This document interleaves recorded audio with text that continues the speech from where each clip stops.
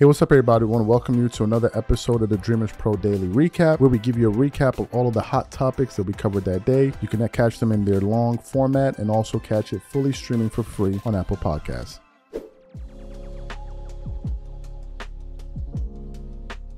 Appreciate that. Anyway, let me get into this topic here. So Kendrick Perkins has been on this campaign, this anti-LeBron campaign. Well, not really anti-LeBron campaign, because he's been riding with LeBron for God knows how long. He was one of the very few people out there that were talking about he's the GOAT. And well, a lot of us used to look at Kendrick Perkins like, really? Bro, really? Really? Like, but what are you talking about? A lot of us disagree with him. But nevertheless, I bring that up to say that Kendrick Perkins always was riding with LeBron. But recently, after the dismissal or the firing of head coach Darvin Ham by the Los Angeles Lakers, Kendrick Perkins has been taking a different tune. Earlier this week, he went on ESPN First Take and essentially said that he thinks LeBron James should retire, that the more he plays is actually hurting his GOAT argument. That's the first thing he said. Then he went on, then I heard the news from Stephen A. Then Stephen A. Smith said on that same show that LeBron actually had people approach him, in this case Kendrick Perkins, because he was saying things they disagred with on television. I'm like, what? Then Stephen A. Smith went on the Stephen A. Smith show, and then he said, based on some conversation that him and Kendrick Perkins were having, Kendrick Perkins is considering removing LeBron from the GOAT debate. And I was like, bro, what is going on? So what happened? Yesterday, I was watching a clip from ESPN, and they were talking about who the Lakers should go after in terms of a new coach that they want to hire, because now they're without a coach. And as they were talking about this, and then Kendrick Perkins, it was his turn to talk, and he was like, listen, the Lakers don't need to pay any single mind to what LeBron wants. The person they need to prioritize in terms of what they want or who they're looking for in a coach is Anthony Davis. They don't need to even waste their time thinking about what LeBron wants. And I'm like, yo, what is going on with Kendrick Perkins and LeBron James? I was absolutely surprised by that, and that's the audio we want to get into. So what we want to do is want to play exactly what Kendrick Perkins had to say on ESPN yesterday as it pertains to this information here. And then want to come back and react to his comments. Take a listen to what Kendrick Perkins had to say here. Well, first of all, this shouldn't be a LeBron James hire. This shouldn't be a Jeannie Buss, Rob Pelinka, just a Jeannie Buss and Rob Pelinka hire. This should be a Jeannie Buss, Rob Pelinka, and Anthony Davis hire. This hire should be solely based on Anthony Davis. This is the guy that is in his prime. This is the guy that was giving people that work last season and in the postseason. First round against the Nuggets, held his own, 27 points, almost 28 points a game, 15 rebounds on 63% shooting. So at the end of the day, if I'm Anthony Davis, I want to be in those rooms. I want to see what coach that you're bringing in that's going to benefit me. Not LeBron James, but benefit Anthony Davis, because you don't want to have a coach that's going to come in that's going to be all LeBron James, because it's not going to benefit AD. And I would probably be on the first thing smoking if I'm Anthony Davis. So at the end of the day, I know how special LeBron James is, all-time great in the GOAT conversation, but he will be 40 years old this upcoming season. Yeah, in December. He'll be 40. You got Anthony Marshawn Davis Jr. He's the guy that you need to be focused on. Well, and LeBron James has said that Anthony Davis, this is his team sort of making that transition, whatever that looks like. You all right? He keeps saying that, but again, Anthony Davis continued to ride. He continued to try to drive the car from the passenger seat, because LeBron won't get out the driver's seat. He got to get out of it. Have you ever done that? Tried to drive a car from the passenger seat? No. Why would you? Brian, thank you so much. I know you've had a busy morning on television all over New York City. Go get some rest, Wendy. So you heard what Kendrick Perkins had to say. Listen, we got some trouble in paradise. I don't know what's going on, but it seems like to me a lot of these people are beginning to turn on LeBron. LeBron is getting people to turn on him based off of his moves and the things that he says.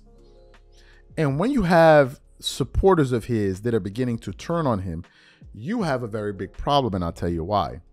Because it's these people that inform a lot of the ridiculous positions that some of his fans take, like when they say he's better than it's these people that promote that viewpoint on television. It's the Nick Wrights, it's the Shannon Sharpes, it's the Kendrick Perkins. So if you make an enemy out of these guys, there's not going to be anyone out there to champion this ridiculous narrative that you want propagated throughout a culture.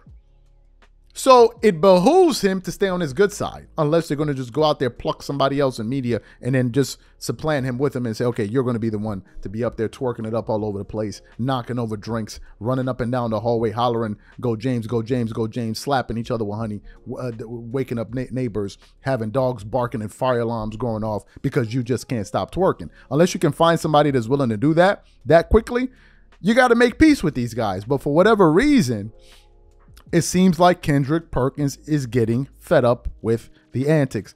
And he's not the only one, because I believe Kendrick represents a viewpoint that exists within a lot of NBA fans, which is like, yo, we're tired. We're tired. What about the accountability? You hear Chris Broussard getting upset at Nick Wright. We'll talk about the accountability. You're hearing Byron Scott. Byron Scott just came out and said, since you think you know it all, well, you might as well go ahead and coach the team since you know more than the coach. So there seems to be this shift that's taking place in terms of the support. You're James Jones. People are beginning to see through it. They're beginning to pierce through the veil and understand what the hell is going on. And they're like, yo, bro, this dude right here. And that doesn't bode well for LeBron, in my personal view. Because again, these are the people that promote his narrative on television. You see, they got Paul Pierce on Undisputed. He's just up there trolling LeBron James and Lakers fans like daily now. It's hilarious. Recently, there was a poll. They talked about the greatest players in the NBA. They polled current NBA players, and then some people voted for Paul Pierce. And Paul Pierce is like, I think LeBron voted for me. What do you think he's doing? He's trolling LeBron because he knew they used to face him. He's like, yo, that dude used to give me that work, so I think he'd go. That's what Paul Pierce is doing. And the last thing LeBron and his supporters need is for these people to switch. Because if they turn, this whole thing of y'all think is a go, it will be gone in a quick jiffy. In a quick moment. You're going to be like, but what about the GOAT debate? You'd be like, there is no GOAT debate. It was just a few of these people that were trying to push it. And a few publications. And then once these guys stop, the debate stops. And the correction takes place.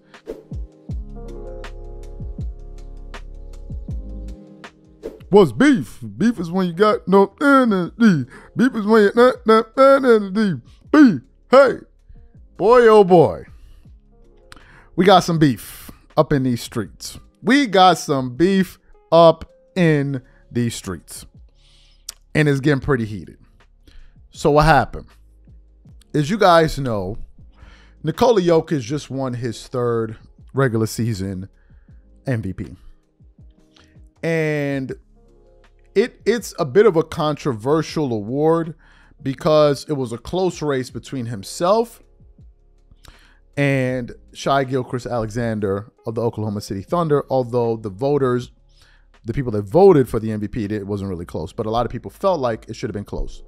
So after he won the award, Shaquille O'Neal was on Inside the NBA, and he was asked to weigh in, and essentially he said, listen,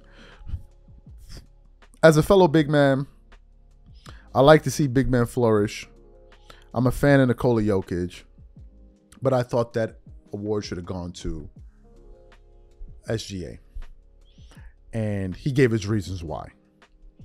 Then later on in the show, they brought on Nikola Jokic. And what I like about Shaq was he mentioned, or he said to Nikola Jokic what he said before. He's like, listen, I love you, blah, blah, blah, blah. And Nikola Jokic took it in stride and said, hey, listen, that's your opinion, whatever. Now, why do I think that was okay? The reason I think that was okay was the following. Because Nikola Jokic didn't get 100% of the votes, which means that other people thought that another player should have won. So therefore, it means that they're varying opinions. And all Shaq did, in my personal view, was just give his opinion. Now, do you see something like that happen often where you have, an analyst, former player, go out there and say it to the player? No, but it happens from time to time, and that's what Shaq did.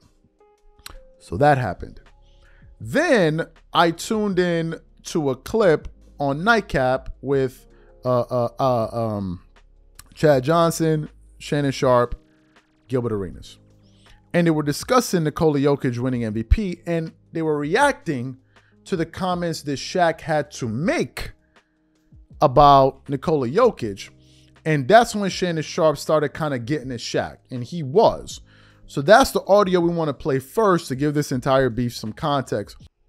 So what we want to do is we want to play exactly what Shannon Sharpe had to say on his show, and then we're going to come back and get into what Shaq had to say in response. Take a listen to what Shannon had to say here. And I don't care. Look, I understand that Shaq got 4 titles, and he has 3 finals MVPs, but Shaq know deep down, we should be having a discussion. For GOAT, Shaq name is never brought up in the discussion. Now, we bring his name up with big mans, with Will, Russell, and Kareem, and rightfully so. But we're never going to see another guy Shaq's size with his athleticism that was as dominant as him. Yeah. And he robbed himself because he didn't take it serious enough. Did he take it serious? Not nearly as serious as he should have. Shaq should have 5 MVPs. Shaq should have 7 titles. And I think he sees a guy like Nikola Jokic that's not as dominant as him and gets 3 and 4 years. Yeah. And people are talking about him. And they talk about him dominant big man. But see, when you historically great, they talk about you as great basketball player, the GOAT. And Shaq is never brought up. When they say Tom Brady, even though he plays quarterback, they say Tom Brady is the greatest football player. Ocho, you and I debate. We say Jerry. We say Lawrence Taylor or whomever. But Tom Brady, although he played quarterback, Shaq is never brought up in those discussions when it comes to GOAT. He's never in front of Magic. He's never in front of LeBron. He's never in front of Jordan. He's never in front of Kareem. He's never really in front of Russell. When we talk about GOATs, those Mount Rushmore. And I think a part of him is envious of that. But he doesn't have anybody to blame but himself. But do you think it's because he's a center, though? Obviously, when we talk about the GOAT conversation, Nikola Jokic is a center. Kareem is a center. But okay. Kareem got 6. When I think of Jokic, Russell got 5. Chamberlain got 4. What are we talking about here? Magic got 3. Bird got 3. Moses Malone was a center. He has 3. What are we talking about here, Ocho? I mean, we talk about Jokic. I see him as I'm trying. He can shoot. He got mid range. He shoots a 3. It's a different type of center for today's game, as opposed to Shaq being in the post. Kareem didn't do nothing but throw this guy hook. Wilt didn't do nothing but the finger roll. You know, so what now? Wait, so when we talk about the greatest basketball players of all time as far as the GOAT conversation, Shaq's name is never brought up in that? Have you ever heard it? No, because it's normally just Kobe, MJ, and LeBron. That's it. Kareem. No, I never heard of Kareem. So you heard what Shannon Sharpe had to say there. Now let me get into what Shaq had to say, because it was scathing. So Shaq posts on his Instagram. He has an image we're going to hold up. NFL's 100 greatest, ranks the top 100 characters in NFL, and former Denver Broncos and Baltimore Ravens tight end Shannon Sharpe lands at 51. Then Shaq writes the following. You took me sticking up for Shy as jealousy of Joker. Shows how smart you are and how you say anything to get clicks. So here's some clickbait for you. If you ain't ranked in the top 10 in your profession, then you cannot speak to me. Don't forget, I know what you did to get where you're at. Wonder what that means. Me jealous sounds like you jealous. I know you're trying to stay relevant by gossiping on your podcast. We don't believe you. You need more people. And in case you forgot, 4 rings, 3 finals MVPs, top 50 and top 75. Google me. And to be quite frank, all of this new success you got, you still under me. You don't know my work ethic, but according, I was less than you, but I'm worth more than you. I work less than you, but I'm worth more than you. Make it make sense. You love to. If you need help, making money is better ways than gossiping. I'm too old for this bleep. Love always the most dominant big man ever who never took it serious. Remember, I don't know you. And in the words of Skip Bayless, I'm better than you. G14 classification, I have it. You don't. Not in my profession, and your GOAT debate never wanted to be the GOAT. I wanted to be who should be greet me as the most dominant ever, the apex predator. Whew. Whew. Whew. Shaq ain't playing. Shaq is not playing. You can see that struck a chord with Shaq. And you know what? It's not the first time. I remember when Kobe, I think he had his last interview, most famous interview at least I know of, was when he was on Patrick Bet-David's show. And he spoke about this exact same thing, about Shaq's work ethic. And then Shaq got upset with one of the things that Kobe said, and Shaq responded to him. But here's the fundamental difference. And if you see this video, tell me where I'm wrong. I know you're not going to tell me, but if you ever do, tell me where I'm wrong. I think the reason, even though Shaq responded to Kobe, I think the reason why it was easier for Shaq to deal with it coming from Kobe is, number one, because of Kobe Bryant's status in the sport that they play. Kobe's a top 10 guy. So Shaq is more open to listening to a player of that caliber critique him, number one. Number two, they have a relationship. So obviously, I think Shaq knows that Kobe didn't mean it in a malicious way. And maybe what Kobe was saying is that Shaq could have been that, even for as dominant as he was. And he was dominant. He could have been even more dominant. So I think Kobe was also complimenting the sheer ability that Shaq had. So Shaq was able to deal with it. In the case of Shannon, I think Shaq wasn't as tolerant. Number one. Number two, Shannon was getting at Shaq. Like, Shannon ain't no innocent bystander here. He was talking about him in a matter-of-fact way. And if I'm Shaq, I would have felt the type of way. I would have felt a type of way, especially with the tone in which you were discussing me. So I think what Shaq said in terms of his response, I think is fair, to be honest. I don't think he went overboard or anything like that. Shannon was talking about his place in the sport. Shaq did the same thing.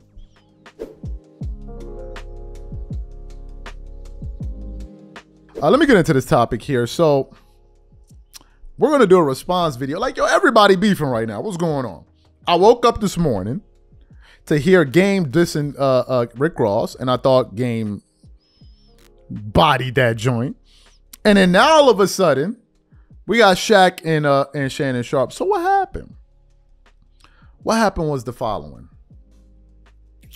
Shannon Sharpe was on his show Nightcap, and they were reacting to the comments that Shaq had to make about Nikola Jokic winning MVP. And Shannon Sharpe went in on Shaq. Like, we could say he didn't, but he did. If Shaq had the work ethic, Shaq didn't take it seriously. He didn't take it seriously enough. Shaq's sitting there listening. Shaq heard some pretty foul stuff from his ex-wife. I'm not even going to talk about that. I was like, okay, whatever. I don't even know what to say about that. So you could tell probably Shaq wasn't in a good mood. And all he was he wasn't going to respond to her like that for obvious reasons, for good reasons. But he was waiting for the next MFer to tick him off. And Shannon happened to be the one to offer himself up. And then Shaq just went at him. So what happened? Shaq then takes to his Instagram to respond to Shannon. And I want to just read some of the things that Shaq had to say. Let's hold it up here. So he said, "You took me sticking up for Shy as jealousy of Joker. Shows how smart you are and how you say anything to get clicks. So here's some clickbait for you. If you ain't ranked in the top 10 in your profession, then you cannot speak to me. Don't forget, I know what you did to get where you're at. Wonder what that means. Me jealous sounds like you jealous. I know you're trying to stay relevant by gossiping on your podcast. We don't believe you. You need more people. And in case you forgot, 4 rings, 3 finals MVPs, top 50 and top 75. Google me. And to be quite frank, all of this new success you got, you still under me. You don't know my work ethic, but according, I was less than you, but I'm worth more than you. I work less than you, but I'm worth more than you. Make it make sense. You love to. If you need help, making money is better ways than gossiping. I'm too old for this bleep. Love always the most dominant big man ever who never took it serious. Remember, I don't know you. And in the words of Skip Bayless, I'm better than you. G14 classification, I have it. You don't. Not in my profession. And your GOAT debate, never wanted to be the GOAT. I wanted to be who you should greet as the most dominant ever. The apex predator. That's what your man Shaq had to say. Shaq wasn't playing. Then what happened? We getting ready to shoot, and then I see Shannon Sharpe responds to Shaq on Nightcap with Chad Johnson. So for those of you who didn't hear what Shannon Sharpe had to say in response to Shaq, want to play it for you now, and then want to come back and react to it. Take a listen to that. I've never professed. I've never professed that I was as great as Shaq. Mm-hmm. But what I will say, Yes, sir. I got what I got because I worked my ass off. Now, Yes, Shaq has been the one that said that he didn't work as hard, he didn't train as hard, he didn't eat as well as he should have. Right. Shaq is the one that anytime someone wins an MVP, he talks about how he should have been the MVP over Steve Nash. Now, you guys have heard me speak glowingly. I say Travis Kelce is better tight than I was. So was Gronk. So was my guy, what's his name? For the Chargers. Antonio Gates, Gonzo, Big Winslow. I'm cool. I got no problem. You know why I got no problem, Ocho, with giving people credit? Right. Because I got everything out of my God-given ability. God gave me the ability to do what I could do. But he gave me discipline. He gave me dedication, the way I trained, the way I ate, the way I slept. So this was all I could get. Right. Now, I would have felt some type of way if I'd have got these numbers and I half-assed it. But I never half-assed it. Kobe said Shaq should have won, and they should have won. Right. But my thing is that you can't, and it said greatest characters. It's Shaq, I'm the greatest character. No, am I a top 100 player? No. Am I the equivalent as a football player as Shaq was as a basketball player? No. But what I did do is that I maximized that. And my question, if Shaq and because it's rough on the back. My question is, do you believe that you gave everything you possibly could in basketball? Did you train the way you should have? Did you eat the way you should have? That just goes to show you how great you was. That you didn't, you allowed your weight to get out of control. The injury started to creep up, and you got 4 rings, and you got 3 finals MVP. See, I'm mad, man. I wish I understood. Why you mad? Because I wish I understood goddamn basketball. So when you talking about Shaq, especially during that time, think about this.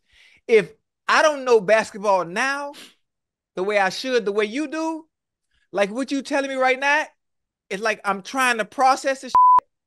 Think about it. But I can't because I wasn't watching back then. Think about it, Ocho. He's the most dominant big man in the history of the game. I know that much, yes. And he got 1 MVP.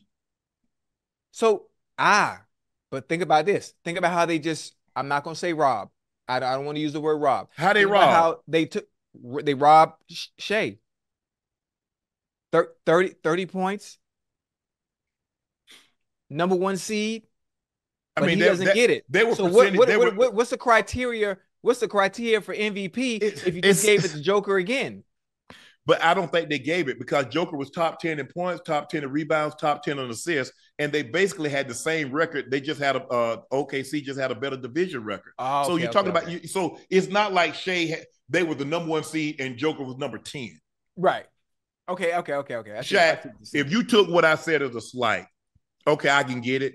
And people say, well, see, my thing is that I'm not saying that I've never said I was the equivalent, and I'm quick to say that when I talk about Kevin Durant or I talk about any player, I said I'm not the equivalent basketball player, but all I can do is maximize my ability. Right. Shaq know deep down, he could take all the shots. Yeah, you got more money. Yeah, you're more famous than me. Yeah, you're more well-known. You're going to have way more money than I ever have. but nobody will ever say that I was lazy or I cheated myself.